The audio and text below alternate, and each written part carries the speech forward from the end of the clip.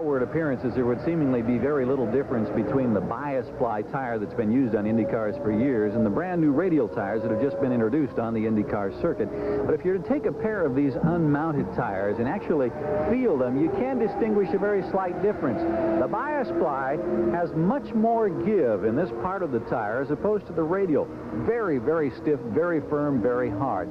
But of course, the real measure of the difference between the bias-ply and the Radial is determined in the area of performance. Radial tire is a better performing tire all around. It brakes better. We have better side bite, and that's why we're quick. Well, I think they're better under braking. You can go later until you hit the brakes. Certainly better in the corner itself, better coming out. Plus that the Radial tire seems to absorb bumps a little better than the bias tire did.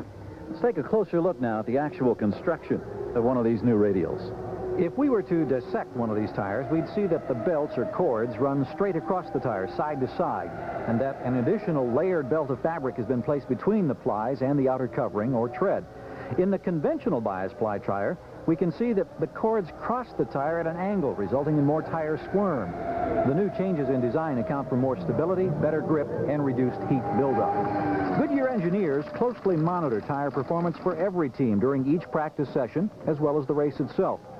Now, since the introduction of the Radial, there have been isolated instances of tires blistering, but engineers have blamed subtle differences needed for the race setup as being responsible.